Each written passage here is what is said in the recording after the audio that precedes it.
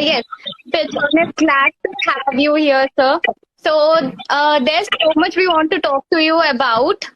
So, could you please introduce yourself first? Okay, so you have shared my name and everything about me. One thing I would want to share about me that throughout this journey of Lakshay, we founding this Lakshay, I have learned a lot, and I'm always a learner, and that's what I can say about me. Okay, sir. So, like moving on, we want to have a interactive session with you, and we want to ask you few questions. So to start with, could you please give your views on the importance of education among underprivileged student or Okay, children? We can say. yeah. So before that, we must understand who is underprivileged. Underprivileged is a actually yes a physical state and also a state of mind. So the one who Yes. is living in like right now we are working for certain underprivileged children. They don't have means of education. They don't have means to even eat food for the basic needs also. Education can be an access, one of the access where they can fulfill their dreams and their talents. Yes, So sir. this could be a beneficial for that. Yeah, it could be an access, but yes, definitely not a complete picture. Yes, sir. Definitely. So, like moving on, so we would like to ask you, how do you think that lack of education affects the society as a whole? Okay.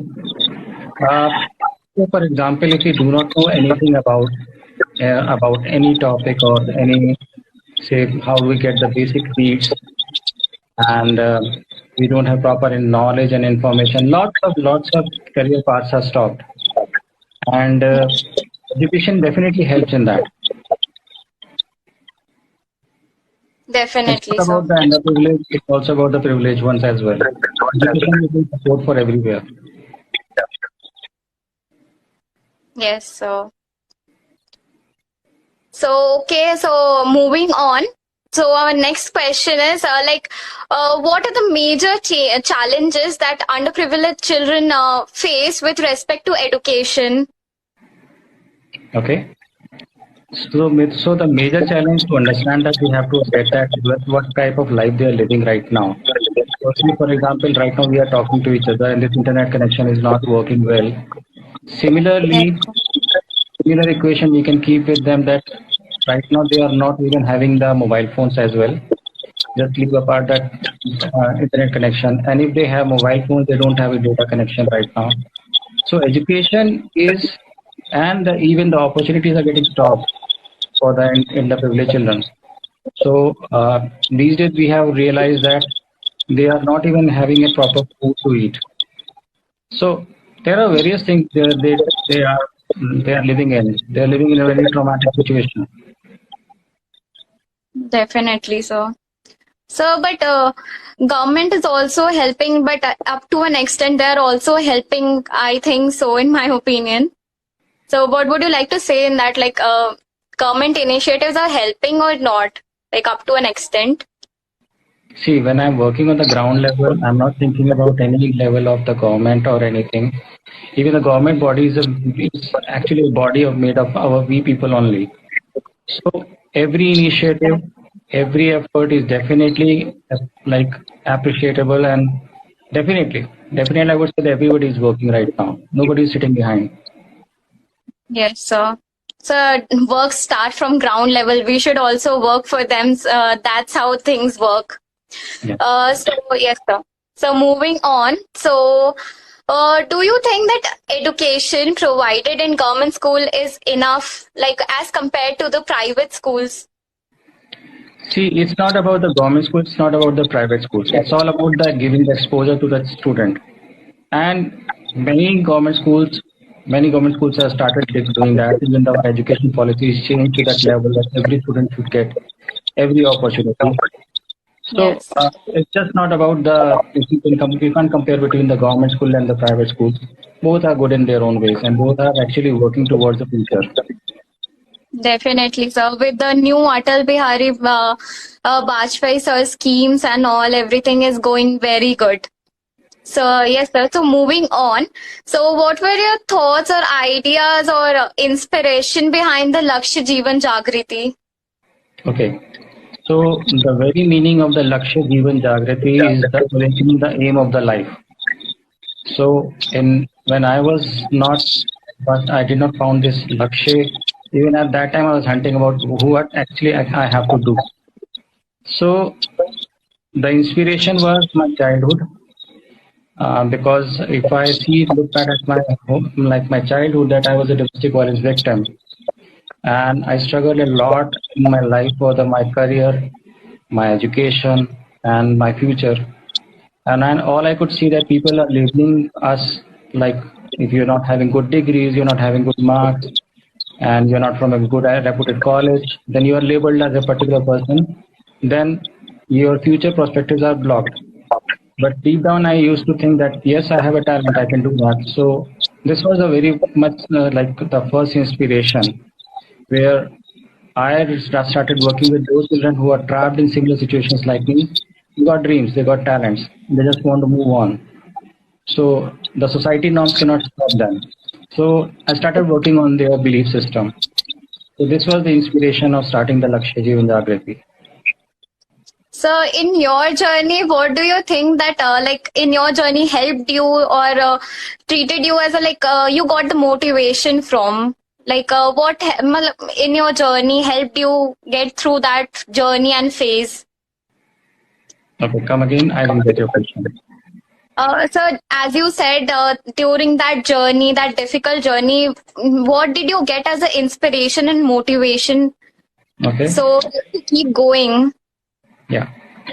So you know what happens where we struggle in our life.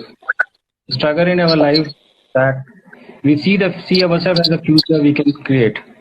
But people judge us from what we have done in our past and what marks we have got, what gender we are living with, what kind of family background we are coming up. So the all inspiration, if I say that I got present to one fact that, okay, Rahul, now what exactly do you want to create?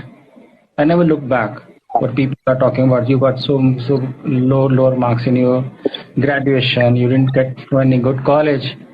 So I never thought about that. So I thought that if I can do that, there are many more children around me and youth around me who are actually trapped into such situations.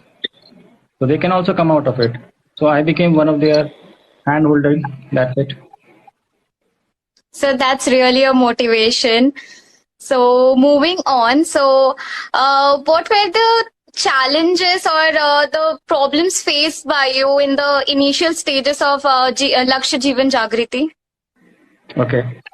So what happens that whatever we are living with, we are settled with that.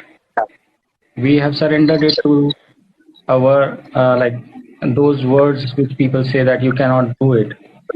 So it's very hard to actually recognize and accept that I need a support. So this was one of the first challenge that everybody walked in just that yes, everything is fine with my life. I just want to get these skills. But no, it won't help. Because deep down you have to accept that what situation you are in and you need to ask support. So initial days were that we had to work deeply with the communities, and communities came up with actual challenges which they are facing and they want to come out of it. So this was one of the major challenges that people accept that whatever they are in and they want to do bigger than that. Definitely, sir. So moving on. So how can we as students or budding lawyers or people in general can make change in this context? Okay. So to share with that, your college has actually contributed a lot in Lakshya Jeevan Jagrati. Many of your students have been our interns, and I really acknowledge the kind of work they did, irrespective of the fact they did there from a law stream, but they work day and night to understand the communities, to people. And I was a witness of it, that they were doing real great and they learned a lot. So this is what a budding lawyer must understand. To understand the communities they will be working in the future. That's the first thing. Definitely, sir. So it was a great talk with you, and we got really motivated. And so it was, your answers were really precise, and we could see the chat box filling with so many good comments. So, so any last words, like what would you like to share, and like what would you like to say to inspire? Like there are so many people watching the live right now. So I lived a life from I cannot to I can. So you all can. This would be the last message I would say to you. So we are getting questions from the audience too. So one of our mates, Anoshka, typed that what is the impact of education for underprivileged children for post-COVID? The impact is huge, and it's something many times it is invisible. People are getting out of their education system itself, not just talking about the schools. There was a time when there was a child labor called, and that was forceful. We are witnessing actually now the children are voluntarily getting into it because they want to support their families. So they are emotionally connected to their families, and now they are jumping into it. That because they don't have, they know. Right now they are thinking that they cannot. So they are just surrendering to the situation and becoming valuable in the situation. Some are getting married, and some are getting jobs, but like petty jobs. Like I say, I remember one child who wanted to be an engineer, but right now he is sitting with his father, who is a cobbler. And my team, when they met him, he was not speaking much at that time, and it was heartbreaking to us that he has stopped himself. This is a huge impact post-COVID, which is visible to us. Invisible, I said, a lot of, like, if I say that somebody is in depression, they can say about that, and they just can go to the counseling centers. They are the children who do not know what is depression. This is their part of life, and now they are getting deeper into that, which they themselves don't know about it. Definitely. So we get you. So we are getting another question from the chat section. How social emotional learning is important nowadays for children? So when I lived my journey, I realized that this was the aspect actually I was working on myself. I lived around 1.5 years in a slum area myself, and was never engulfed in the type of living I was there. I never thought myself that I cannot do it. I always actually used to call every second to myself that I am going to get my lakshya. So inner belief is one thing which social emotional learning gives you. You get to understand that what emotions you are in, and you can control it. You are not the puppets of emotions. So when you are at this level that you can control and understand your emotions and actually work on it in a positive front, social and emotional learning helps a lot. So Lakshya is actually working with, like, we are providing social emotional learning, not academics. So through our social emotional learning, which is intervening into the slum areas, if you come to our online classes, you will see like many of your friends who were the part of Lakshya and who are still the part of the Lakshya know that these children, right at this age, at the tender age, they are declaring that they will be IPS officers, doctors, they are teachers, and they are very vocal on that. They are very expressive. So this is what the magic of SES is.